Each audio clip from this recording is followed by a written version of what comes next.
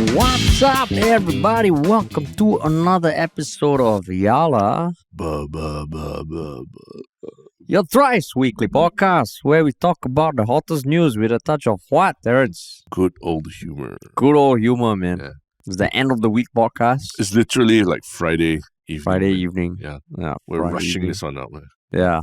Just had to get it out. Got to shit it out. Yeah. Yeah. Because I think, you only came back, you've only been back in action like 2 days, right? 3 days. 3 days. 3 days. 3 days. Wednesday I was back. Wednesday, you're still catching up with life. Catching up with life. And yeah, just this couple of days. Wednesday we recorded what? Correct. Yeah. So yeah. just getting back into the swing of things. So you're trying to blame me in some way for us having to record on a Friday evening, is it? Hey, don't give me this shit, huh? Yeah, don't give me this shit. Yeah, nonsense. No, but It the was- truth is our schedules get more packed, right? Yeah. These shorter weeks, or if one of us is away and all that. Yeah, But we're still here. yeah, We don't shy away. yeah. It's our duty, right? We Our put duty, man. 100% into this job, right? Yeah, correct. 100%. 100%. Yeah. You're not doing any international podcasts or being No, guests on it. Just Yeah, 100% on this job. correct.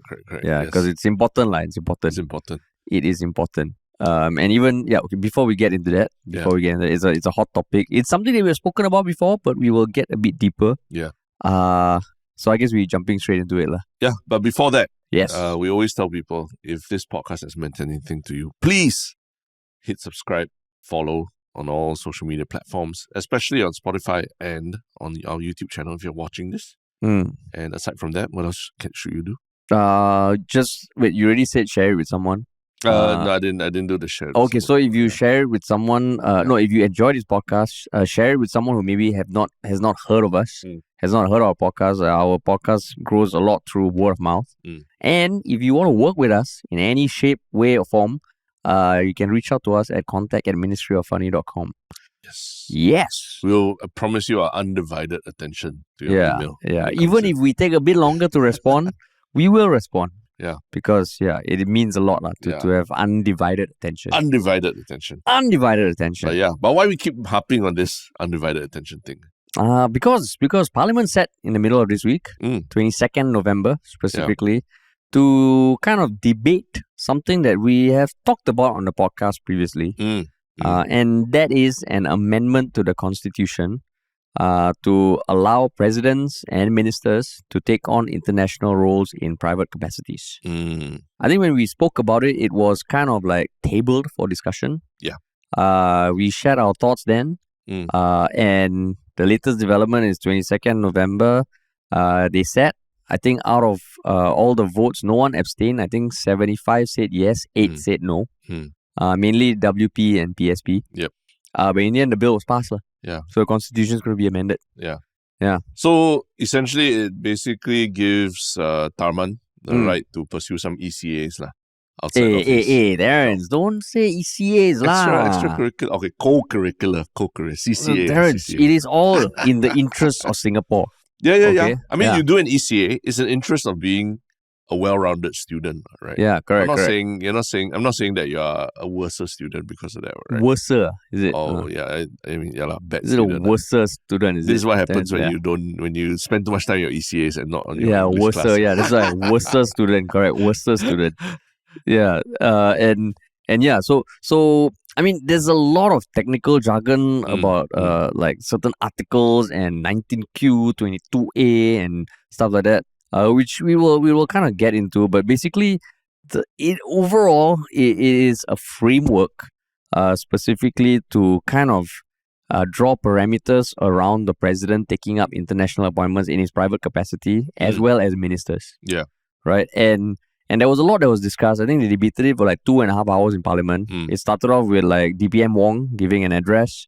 Then Denise Phua gave the supplementary thing.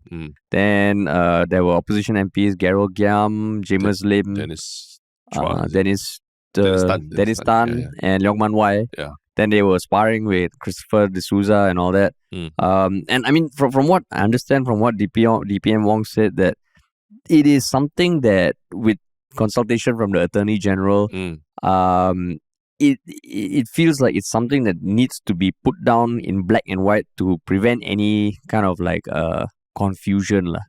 Because right now, as rightly pointed out, I think even by MPs like Leong Man Wai, the current constitution doesn't really say you cannot lah, right? Right, and I think there have been ministers and even PM, I think Goh Chok Tong, Lee Kuan Yew as well, when he was Minister Mentor, held an international post.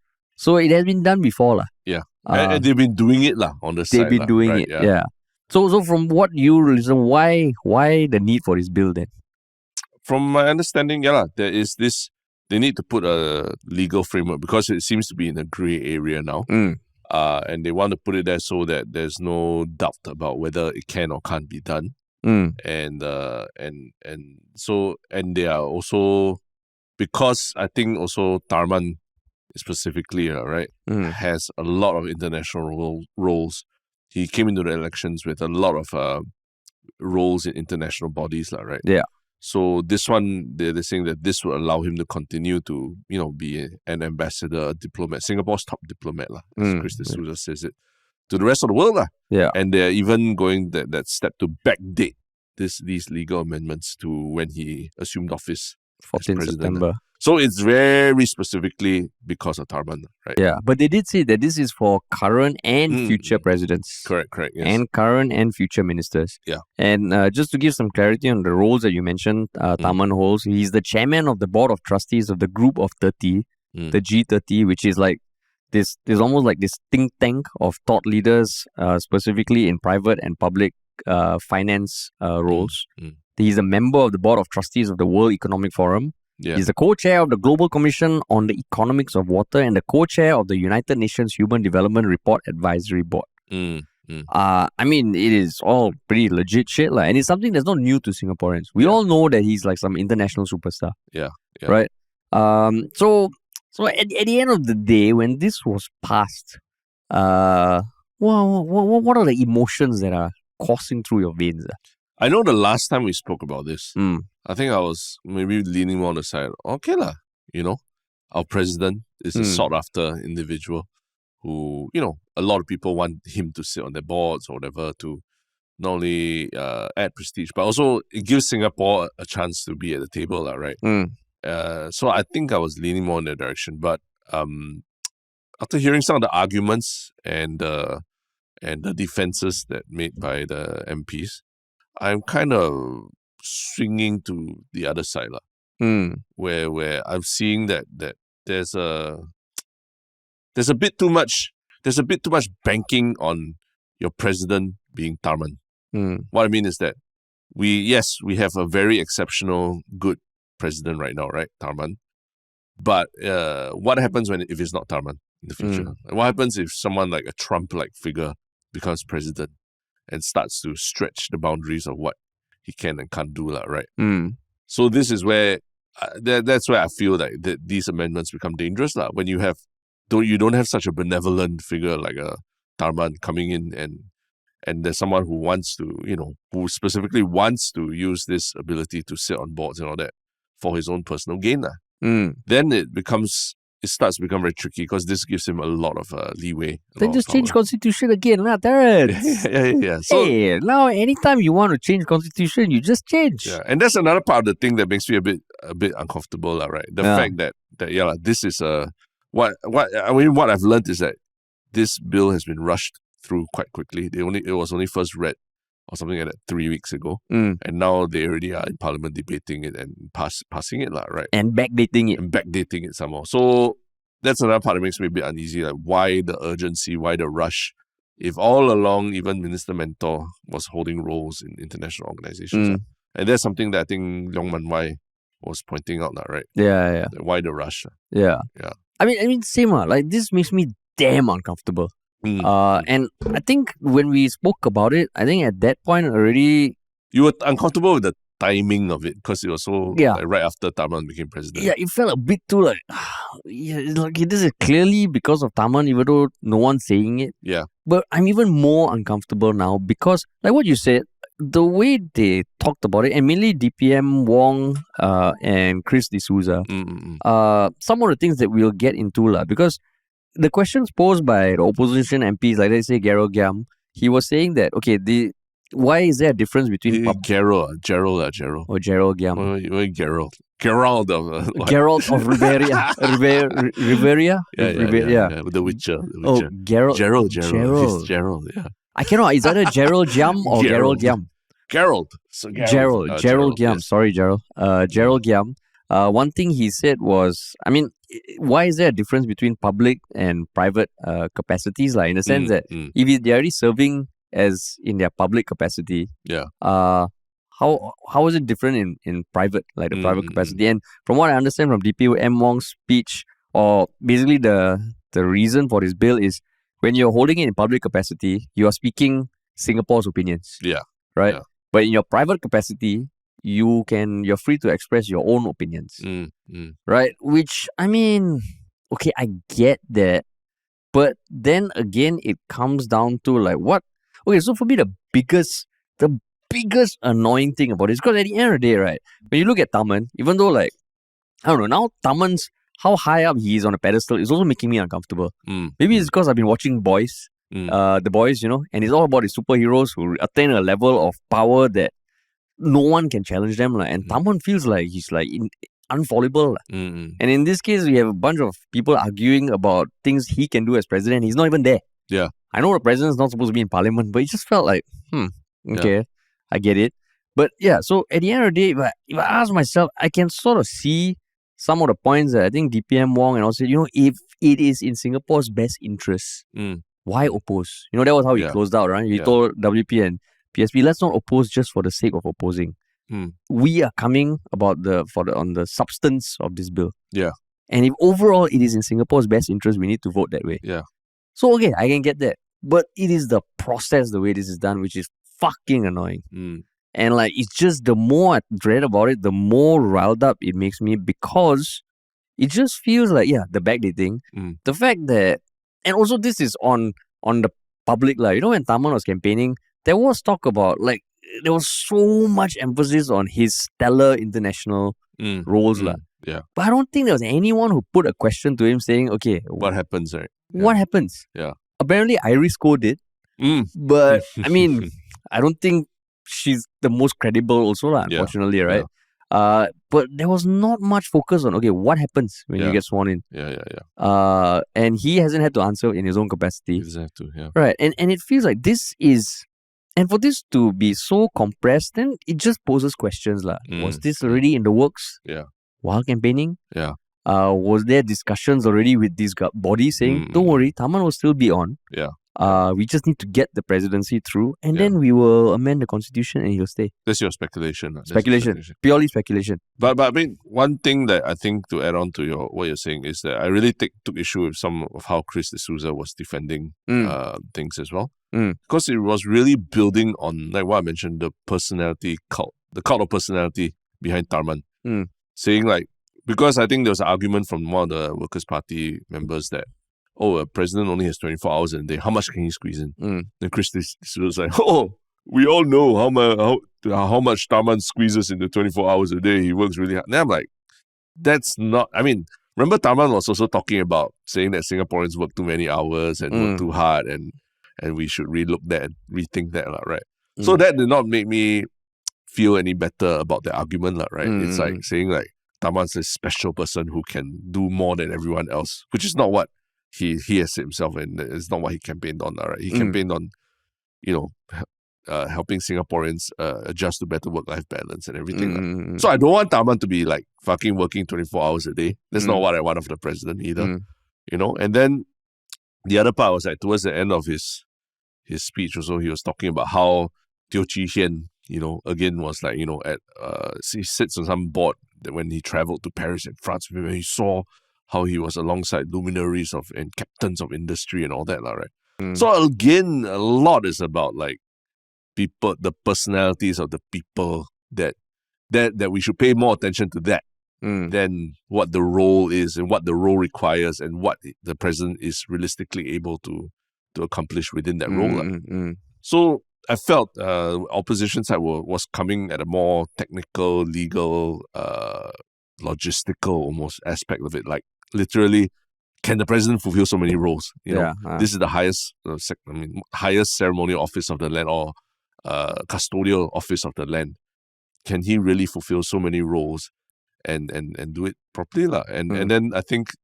the big thing that was raised also is that when he fulfills all those roles as well, when he has to travel for meetings and all that, what about his travel expenses? His entourage has to go with him, security that has to go with him, right? Who is that meant to be paid by if this is a role in his personal capacity? Nobody answered those things adequately, right? And even Chris D'Souza's argument against that, he said, like there's one thing about, division of attention or something. But then he said, no, there's economies of scale of attention. Whatever Tharman does in his private capacity, if it's still in Singapore's best interest, why should we stop that? Why should we put something? So, okay, even assuming that, right, and just to add on one more thing he said about the cult of personality of Tharman, I think when there was some point raised about why can't he express his views in his own capacity while serving the public, and Chris D'Souza also said, I think we all know Tharman, he's a man of his own thoughts and all. Then I'm like, no, we have, I think it has been said in Parliament, if I recall, saying that we should not we all know we shouldn't go down the path of American politics or Western politics where there are celebrity politicians. And now it feels like Tharman is being put too much on a pedestal that is a bit unnerving. Right? And like going back to the point about the national interest and all, I think just at the core of it, if you ask me, I still don't have an issue with the president serving in private capacity. The thing is just the way it was done. Like, you have this presidential candidate who is touted as international superstar and all that, and he won the election. And this one, even though they say it's for the president and future presidents, we all know it is because of Tharman. If Tan Kin Lian or Ng Kok Song were won, again, speculation, but I can't imagine this bill being passed. We wouldn't know. We wouldn't know. That's the thing. We wouldn't know. So that's the point. We wouldn't know. And it feels like just the fact that if the substance of this bill is the national interest of Singapore, the feeling that it comes across is that the PAP knows best. We are all making like a big fuss about things that at the end of the day, Terence, it's still in Singapore's best interest. So yeah, we can go from point A to point C to point D, or point A to B to A to B to A to D. We still end up at the same point. What's the difference? But there is a difference. But Harish, you talk so much. You're just the intelligentsia that arguing over this very technical point. At the end of the day, people want to be friends with Tharman, right? Then he's our president. He can do his job. He can also sleep a bit less, and he can still do his job and still be friends with international community. Why cannot? Why must you make so much noise about it? Can. I'm saying can. But then don't give this stupid ass argument that we're doing this. Just, we could have done this without people knowing, but we just want to be transparent and we want to be upfront and do everything out in the open. That's like, can you imagine I go back to my wife and say, wife, I'm going to have sex with that girl. And I could have done it without you finding out. But I'm telling you upfront, because I don't believe in doing things behind closed doors. I'm being transparent. And that's just the way to do. But that's not. I mean, that's a different analogy. Tharman is not sleeping around or anything. I know. So but it's just saying that, when you justify an act by saying you're doing it upfront, doesn't necessarily absolve you of maybe what is at the crux of this thing. And that was one thing that I think Leong Man Wai was kind of alluding to about why the rush for this. Because for example, if in the run-up to the presidential election, this bill was passed before the presidential election, I think it would be a lot more palatable. Because then we are voting knowing that this is the playing field. And in fact, it would serve Tharman even better if this was done before the election. Sure. Saying that, okay, we have this framework for presidents to take on roles in their private capacity. Of course, it needs to be still run through the cabinet. So it's not saying he wants to take on, right? So you do that before the presidential election. Then you have this election, and that's where Tharman's international roles becomes even more appealing as a candidate. So if that is the thing, then I think then I'm fine. I'm fine, Yeah, I think the speed at which this is going through, is the big thing that's making me uncomfortable, because I mean, I literally was just sending videos to you. This afternoon, I was sending Harish and team like videos of Nas Daily talking. He made videos about Sam Bankman-Fried, who now has been as a convicted fraudster, right? You know, who 150 years in jail. Yeah, skimmed off money from FTX, right? And he made videos of CZ of Binance, who is now also going to jail for money laundering, right? All crypto related. And the videos were about their generosity. Yeah, the right? videos about how, wow, this billionaire is a philanthropist. The other one's, wow, this guy's so smart. He's the richest guy, richest crypto investor in the world, blah, blah. And I think that's the thing. You know, he claims he did not get paid by these people to make these videos, and he did not have any monetary exchange to make these videos about them. He just found it interesting and did them. But I think you can clearly, when you read the comments of those videos, for example, you see very clearly that his association with them, the fact that he's associated with them, or that people are accusing Nas Daily of having almost legitimized the scams that they were running, right? Or the money laundering operation that they were running. And it's a stain. It's a stain on Nas Daily that he even had to take down, for example, his Sam Bankman-Fried video. Oh, he took down the video. Took it down, then he did 1 year later and then talked about the experience of making a video and how so many people were conned of their money, right? So it's a stain that stays with you, right? I'm not saying that Tharman joining any of these international organizations is the same as Nas Daily being associated with crypto investors and all that, right? But what I'm saying is that when the president of a country joins any kind of organization in his private capacity, there is the potential that he will be somehow linked to things that other people on the board or what do, right? And that could leave a stain, right? If something really bad happens or what. And then you think about it, like FTX, Sam Bankman-Fried, he was part of the reason he was so famous is because he had this thing about being a billionaire philanthropist, giving away all his wealth. So he was also known to donate a lot to Democratic Party in the US as well. So a lot of people who accepted his donations, from charities to political figures, all that, are now trying their best to distance themselves from those donations. In fact, returning the money and things like that, because it inevitably stains you, right? Even though you did not know anything about what he did, right? So it's that, you know, the Tharman's reputation also somehow becomes inextricably linked to these organizations that he's on. And then if there's a scandal or something, of course, he can be made to step down, but there'll be harm done to the reputation of the highest office in Singapore already. But isn't that kind of supporting the bill? Because the bill puts in place a process that where the cabinet can say, no, you cannot join. Cannot join. But if you already joined already and then some scandal or something happens, then cabinet say, okay, you got to step down. But inevitably, you already, if you are there when the scandal happens, you already be stained and tainted by it already. But how does the bill kind of facilitate that? Because I mean, right now, based on the constitution, they can still take up the private role. Yeah. No, right. So what I'm saying is that it's complex. That when a public figure as high profile as the president joins in his an organization in his personal capacity, there starts to be some gray area of what he represents and everything really. So I think it's something worth discussing further, and it cannot be rushed through so quickly also. In this world that we're in today, the interconnectedness of our global financial system, the crypto, literally FTX was a household name, and all the celebrities and who took money to endorse FTX and all, later they were also a lot of people accusing them of helping this fraudster scam people and all that.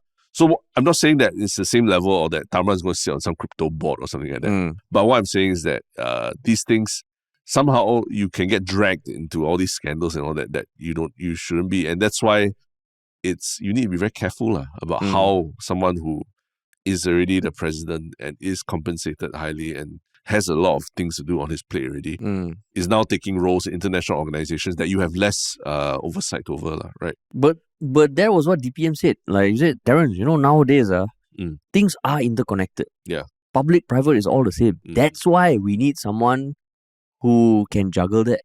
That's why, because in his private capacity, he is still good for Singapore. Then how you argue against that? No. So I mean, there are there are points there that I think the last time we talked about this that I agree with, like that.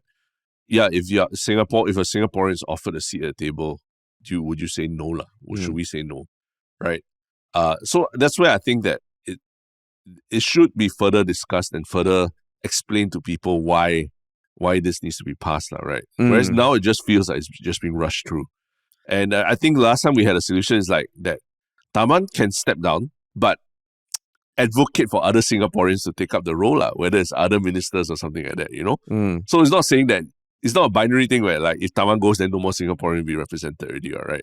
And these things can take time. You need time to develop relationships and all that. So maybe this thing we don't need to rush this through, and they should be discussing it further, or at least like telling people more about the legit reasons why this should be allowed, right? Yeah. And I mean, and that's why the backdating also feels a bit like, I really got no time to think, no? Yeah. It's like, no, we have to do it now, because if we don't do it by 14 September, he will have to relinquish his post. Yeah. And like the more I listen to all this stuff about how amazing Tharman is, I almost feel like there's no other Singaporean that can match, Terence? Exactly, yeah. Yeah, cannot. And that's dangerous, cannot. Yeah, it's only Tharman. Tharman is the shining light. Yeah, people 24 hours a day can only do this much. He squeezes 32 hours in a 24 hours. He's solid, Tharman. This guy, walao, power.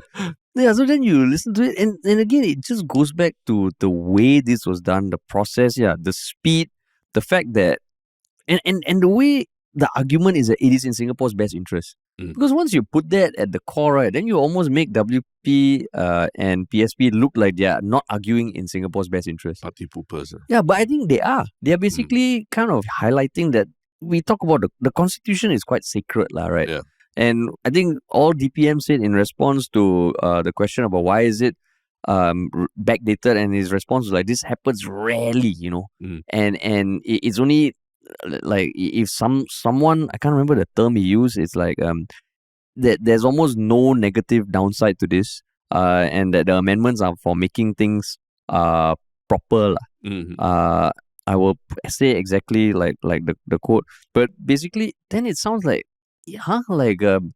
this was the fear, right, that people were communicating when Tharman was running. We were like, oh shit, is it going to be like once he becomes president, the whole machinery will work in his favor? And I think that's the biggest thing for this, whether the PAP realizes or not, or refuses to admit, or to them maybe they don't even care. That people just, there's this sense of like, fuck, we almost got played, We got played, and we're like, this is exactly working according to the plan that, of course, speculating, maybe it was laid out before, this will happen, that will happen, and everybody will just swallow it. Just shove it down their throat. And that is the thing that feels like, okay, short term, no implications, but it's just it's less of a stain on Tharman or anyone. It's just like you drop an oil stain on your shirt and it just never goes away. And then you look at it, you're reminded of your oil stain and your stupid time where you were too excited about the curry you dip, and then you're just like, oh fuck, this white shirt got stained. So it feels like that. Yeah. There's a feeling where it's just like, ugh. But we voted for this. We voted for this. That's the thing. That's the thing. That's the thing. 80, 70, how many percent? 80, 70%. 70%, yeah.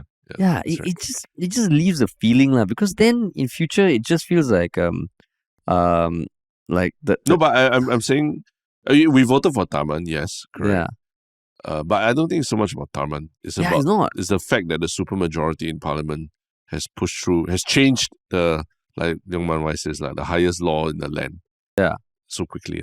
Yeah. Right? Just like that. And I mean, again, Christopher D'Souza said, I'm proud that 2/3 of the Parliament can push through bills that are in the in national interest. And just, I mean, the way, like whenever he says, Honourable Member Gerald Giam, I'm like, just stop saying Honourable Member. We know that's not what you're thinking. It's just fucking annoying. This is a personal pet peeve of mine. That's your personal pet peeve. Yeah, it's my personal pet peeve. Because it goes both ways. I think when opposition talks about do they say Honourable Member? Because they have to address through the speaker. Yeah. They have to tell the speaker that they're talking about this Honourable Member. Yeah. It's a pet peeve. That's personal. That's just me. It's just personal. But it just, you watch it, you're like just it felt like when you, like for anyone who was opposing the bill, like what you say, they sounded like party poopers. It's almost, you don't care about Singapore, is it? This is in the best interest of Singapore, Terence. Yeah. don't oppose just for the sake of opposing. Then you're like, how to argue against that? And it just... But that's the thing, and because of the speed is rushed through, I think even DPM, I mean, he makes a case for it. This is better because it's more transparent, it's more forward, right? Possibly, but it needs to be explained more. I think it needs a bit more time for people to talk about it, to think about it, to debate it, right? Yeah. That's the thing that makes people uncomfortable. I'm not disagreeing that it's better that you're upfront and transparent about whatever the roles are, because I think the grey area you had before also can't fly like that forever, right? Yeah. It's just the speed at which things are being pushed through. So that's what I mean. Now it's almost confusing, right? So like when he goes for an international meeting in his private capacity, he is still considered a trip for work. Yeah, so that's the thing, we don't know. Who's paying for the flights? Who's paying for his security detail? Because it's in Singapore's best interest, Terence. Yeah. So it's work. It's work. Yeah. So what's the difference between this and an MP having a full-time, having a job, like a full-time job? What's the difference? I mean, the MP having a full-time job also is not ideal. And also that one, I think the bigger thing is the potential conflict of interest there. You know, when Tin Pei Ling joined Grab. Yeah. That one just felt, and the role also was a big conflict of interest. Yeah. If you're a surgeon and you're an MP, feels like, okay, there are two different worlds, right? Yeah. So in this case, it's a lot of qualitative stuff that is argued, and that's where maybe the argument is hard to win. Yeah. I think one big difference is that president is president. You know, it's the highest custodial role in the land, right? So it has a lot. I mean, it's a big commitment already. Yeah. And the pay as the Workers' Party, Gerald Giam, I think Gerald Giam, right, laid it out. Yeah. It's hefty, it's 1.75 million. Yeah, and plus his entourage is comes out to 12 million a year, right? Yeah. So I mean, it's expected that you devote most of your time to it, Whereas an MP, I think what they're given is more of an allowance, right? It's an MP allowance. It's still healthy, but it's an allowance. It's not a salary that they're given. So a bit different. Yeah, it's not enough you can't buy a car with the new COE with 1 month's salary or 2 months salary. Tough. Not salary, allowance. Oh, allowance. Correct. Allowance. So they need to supplement. Yeah. But it's just, but what to do now? It's passed already. Yeah. Passed already. It's So the power of a supermajority. Yeah. So maybe we are just being Party poopers. We are party poopers.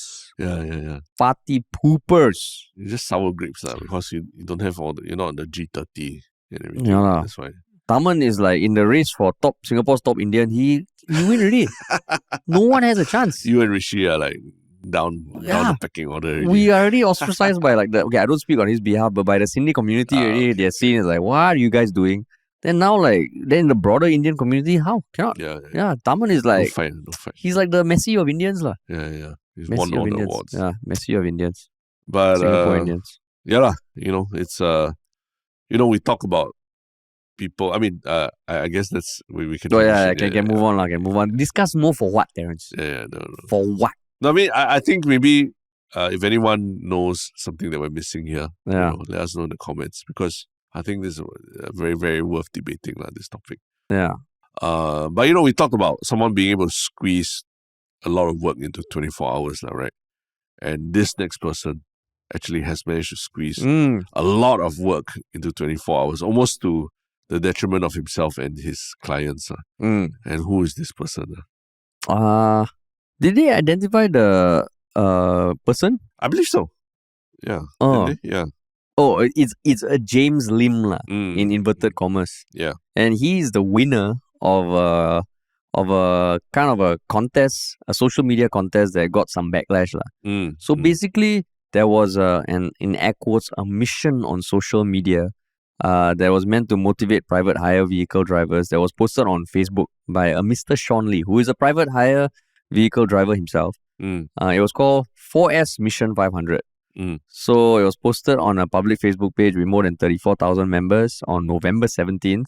And basically it said that the top earning driver for the next 24 hours on November 18th would get a 2-day, 1-night stay at Hotel Aura at RWS.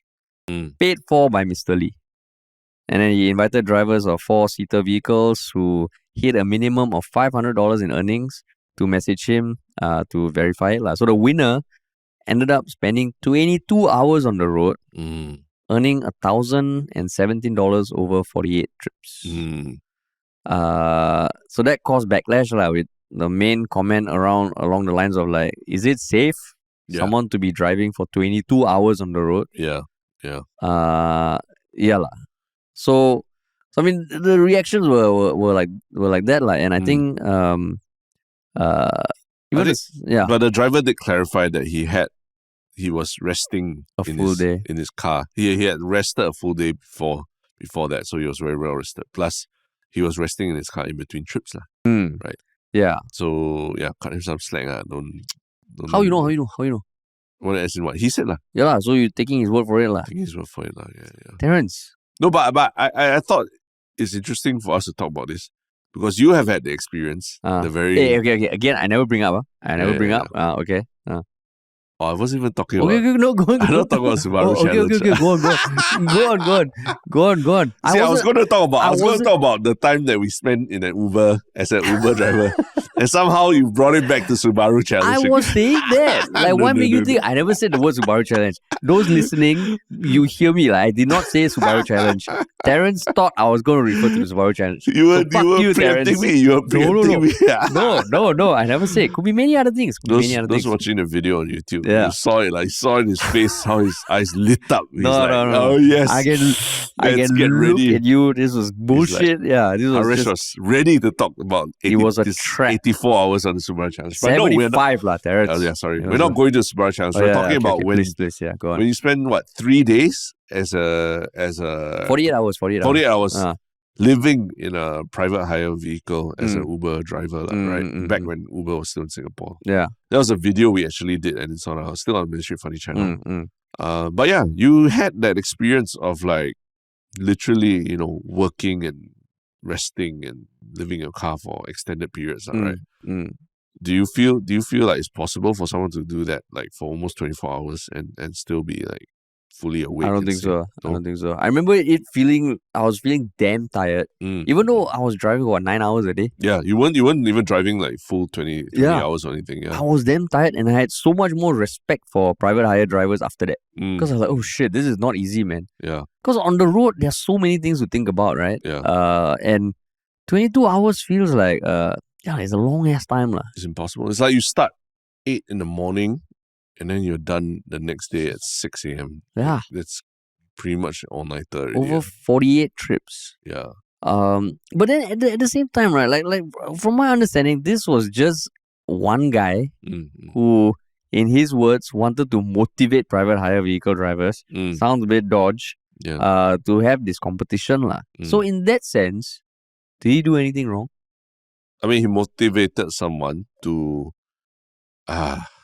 That's like saying, Terrence, I tell anyone listening, the person who eats the most number of Maggi Gorengs will win $1,000. And you end up eating 79 plates of Maggi Goreng. Yeah. I'm like, that's not my problem, man.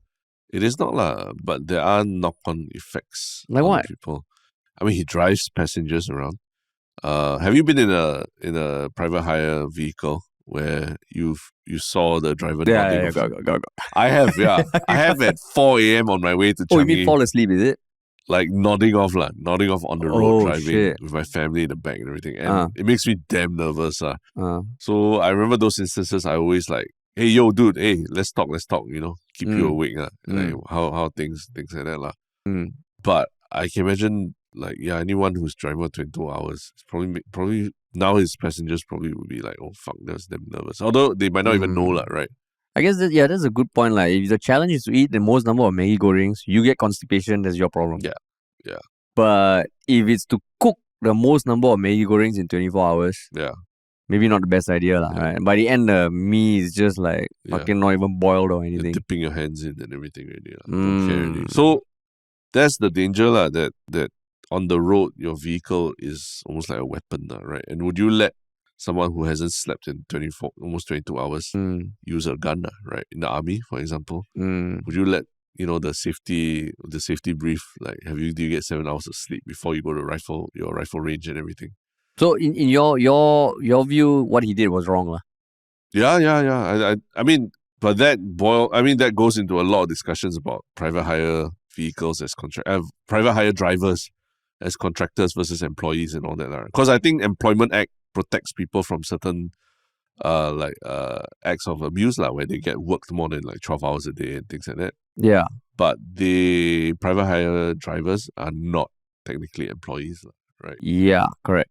So that was the biggest takeaway for me, is that they do not cover, because there is something that says that let's see, that the Employment Act covers private hire vehicles like gig workers not covered under the Employment Act, which states that employees are not allowed to work more than 12 hours a day, except under specific circumstances. Yeah. MOM does have guidelines for preventing fatigue among drivers, which are recommendations, not regulations, to limit shifts to no more than 12 hours, including overtime. I can imagine in transport companies, it might be easier to enforce. But private hire vehicles, there's no regulation. Yeah. And maybe this was like a way to lobby for regulation for private hire drivers to make sure they don't go past. Like a fucking brilliant indirect way of showcasing, oh shit, there's no regulation. Because I didn't know about that before this. Yeah. And Grab, in response, said that it has fatigue nudges safety features on its app that reminds drivers to take a break. It's like, hey, take a nap. Pop up. Take a nap. Have you taken a nap? Yes, no.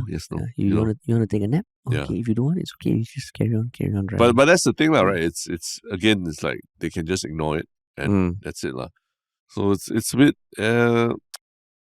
just hearing this as someone who uses private hire vehicles as well.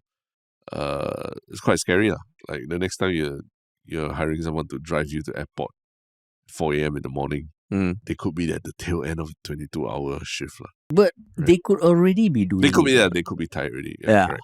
But I mean, the fact that for a fact this person drove 22 hours means, and he might not be the only one who did that, right? I mean, in fact, he said that the second and third place were, I think they took like 16 and 17 hours or so to earn the amount, whatever amount that they made as well. So I'm not sure. This kind of competitions, I'm not sure if it really. I mean, is it really? Does it really boost morale of people and all that? Yeah, I guess in some way, any competition that encourages behavior that might put other people at risk, should not be allowed, Correct. Yeah. I mean, like Subaru Challenge again. We're going back there, right? You stand there 75 hours. So what, right? Yeah, you faint, and then after that, it's you, your problem. Of course, your family sad on it, but it's you, right? Yeah. But then imagine after Subaru Challenge that you have, after that, you win your car, you win the car already, drive home. But you have to drive it home. That's the rule. You'll be like, what the hell? This is the last stage. You must drive home without fucking getting into an accident. Yeah. Then you keep the car. Then you get to keep the car. Imagine if that was the case. Then you'd be like, what the kind of competition is this? Like Squid Game or some shit. Because I have been at the wheel where I almost fell asleep, and it was like, it's one of the scariest moments of my life. Yeah. And it just happens, you can't even, you're not even aware that it just happens. Yeah. And so but then scary, I guess this kind of thing, like, you can't really regulate competitions, right? If it's just a Facebook group, if it's not it sounds damn dodge also, like he paid for it himself, really. It has to be in like some commission or some arrangement, No, maybe he did. Just a altruistic, just as altruistic as Sam Bankman-Fried was. No, I think it's like giving an ang pao kind of to people. I mean, he's not some business magnate or mogul or something. Yeah, but I mean, if you have a very big group online that you are, that you discuss things with, once in a while, I'm hosting a party or what, then that's also. Like nowadays, you invite people over for big parties and all that. It's not like it's very cheap to host people. Right? Yeah. You do when you host someone. And so this is an online version of like hosting a party. I offer a price and who is this new, like, glass is half full Terrence, man? No. I'm not saying that it's a good thing. But you're giving him the benefit of the doubt that it's pure that aspect. altruism. I feel that, especially a lot of these private hire drivers and all that, I mean, the communities they have, ultimately, they're all freelancers, right? So the communities they have are a lot, they exist in online space, and over WhatsApp groups and all these kind of things. And I'm sure they have groups that they warn each other about, there's this road closure or bad traffic here and there. Very common, even taxi drivers, they also have that kind of thing. So it's like it's like those taxi uncles you used to see congregate at a coffee shop. This is the online version, and then someone says, "Hey, I got $500 for this thing. Who can win it today?" Suddenly he's like the godfather of the Facebook group. Yeah. And I mean, we know that there are rideshare drivers who listen to this podcast. Sure. So if you're listening, and if we are kind of like way off the way off the what? What's the phrase? Mark. Way off the mark. Yeah. Enlighten us, man. Because I mean, the fact that the group has 34,000 members means there must be some value that is providing for the drivers, right? Yeah. But I mean, so when you were doing your 48-hour stint, you also slept in the car, right? Yeah, I remember. Was that sleep that you got there, like, was it restful? Like, did you... Not really, because I remember the issue I was running into. You don't want to turn on the aircon, right? Because then you just breathe like carbon monoxide and all that. Yeah. Then, okay, so then you have to turn off the engine. Means you have to open the windows. Yeah. But if you park your car in a place where there's not much wind, it's fucking hot. Yeah. I think at one point I tried sleeping on top of the car also. Yes. But then you're like subject to the elements. Yeah. Elements of the city. So it was not a restful sleep, man. Yeah. It was, of course, that one also I had to pee in the car. In those bags, so it wasn't completely like free. Yeah. But yeah, like it's just like, I mean, even if you take maybe a 30-minute nap on a car seat, fine. But overnight, like how restful can it be? Have you ever slept for a long stretch in a car? In a car, no. But I remember very clearly that particular video with that Uber video we did, right? Where we would have a roving vehicle, not behind, roving, we will come and check on you every few hours or so, right? And bring you supplies if you needed anything or so, right? Like extra pee pads. Pee packs, yeah. Pee packs, not pee pads, Pee packs. Pee packs and things like that. But yeah, so I just remember it being like it's tough, right? Like living on the road kind of thing. Yeah. And I mean, again, I also salute to those people who can drive for long hours and still stay awake. But I think 22 hours is really stretching it already. There's no way that you can rest in the car and feel rested, Yeah. From that. Yeah. And then to have made so many trips, 48 trips as well. That's if you do the calculations, that's at least 2 per hour, right? Yeah. And each drive at least is 15-20 minutes probably, 15-20 minutes. But are you saying that even the person who won is at fault? I mean, if he's pushing himself to that level, it means that he's not. I mean, safety is not the biggest consideration, right? When he's doing his driving, and I think that's kind of dangerous, right? Not very fair to his passengers as well, right? I think at some point you also have to know, like, hey, if you're pushing past 16-17 hours, it's a bit crazy already, Yeah. That's true, It's again the whole thing is, are you putting other people at risk? Yeah. Right. Yeah. That's the biggest thing. Yeah. And like tough one. But yeah, one. If you are a private hire driver, please let us know your thoughts about this. Tell us if you think that we're being prudes, right? Yeah, we complain about everything. Everything you complain, change constitution also got problem. President have ECA, you got problem. Yeah, people do their own contest also got problem. Earn money got problem. Yeah, you jealous, you're just sour grapes. You're not on G30, you never earn $1,000 a day. Cannot be top Indian in Singapore. Yeah, so this is what happens when we record on Friday evening. Yeah. Which is like, shit, it's just bitter. Nonsense. Bitter. But yeah, maybe we should talk about something that's a bit more positive. So, correct. What is your one Shiok comment? My one Shiok comment is a comment that came in through our Ministry of Funny Instagram. It's a private message, so I guess I won't say the name. Yeah. Keep it anonymous. But basically, this person says, "Hey guys, finished listening to episode 459 of the Yalabat podcast where you mentioned how someone was listening to you while he was holidaying in Korea. And this person is a Singaporean living in Seoul. And our podcast apparently accompany them almost daily to and from work. How do you know it's them? I mean, Like more than one person? oh no lah, like I don't know whether it's like him or her. He, her, them. Isn't that the correct thing to do? But I was thinking that you're mentioning, you mean plural, like them. I don't know, like Okay. I don't want to assume. That's fine. Okay. Yeah, him. Why did you just say him or her? Yeah. Him or her. Then him or her is 3 syllables. Them is 1 syllable. Then I'll say, hey guys, he finished, but then I say like, well, he or her is a Singaporean living in Seoul, and our podcast accompany him or her almost daily to and from work. Big fan of the show and how the topics are discussed. Helps him or her see angles to things he or her never thinks about. Yeah. Keep up the good work. Yeah.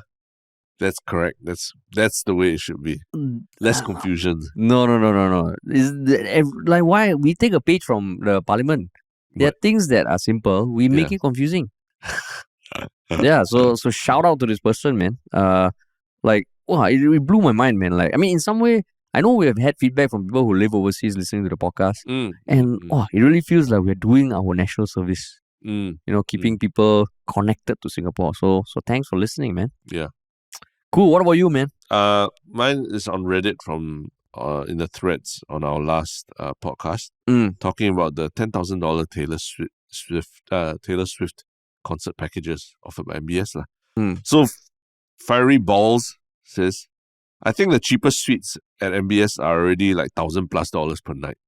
So not sure which suite is the one that MBS is giving for the package. But I think if you are a Taylor Swift fan and can afford it, value-wise, it's not too bad. It's not too bad.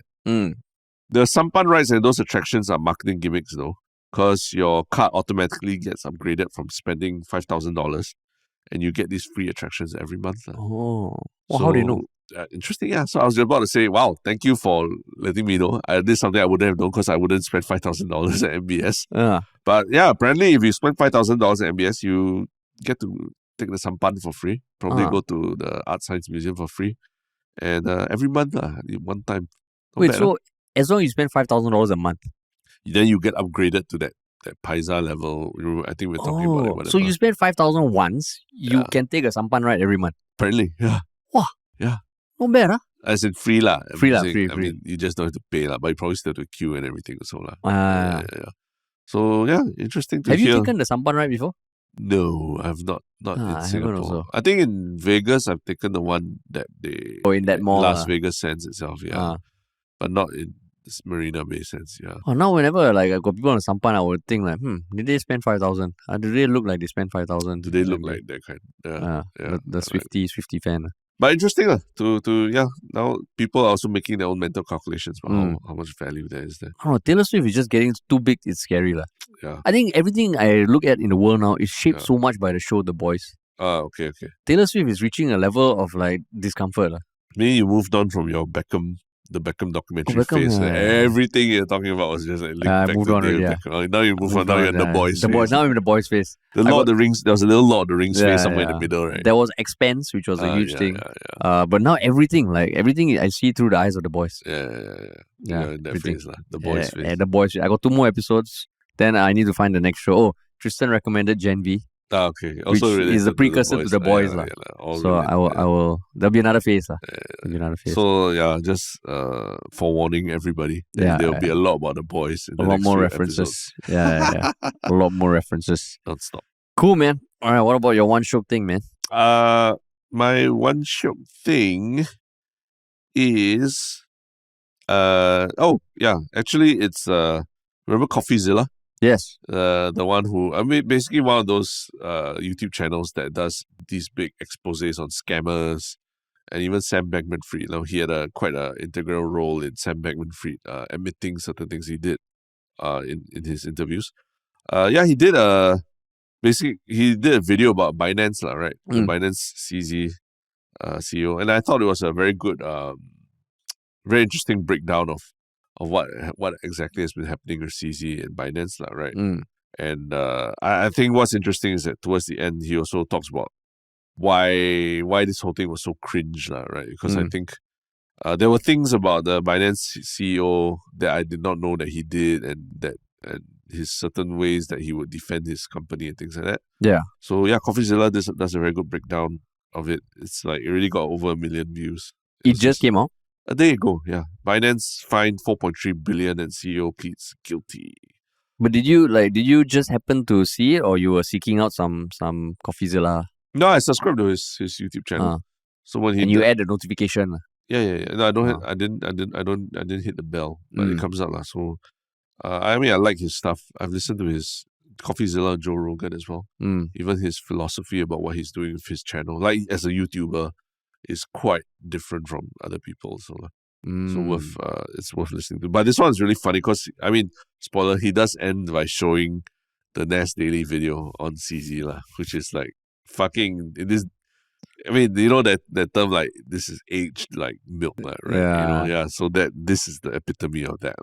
So what is like a TLDR of this CZ's thing? Because I haven't dived into it. What's the crime he did? Money laundering. Basically, terrorists, illegal activities all being knowingly laundered through Binance lah.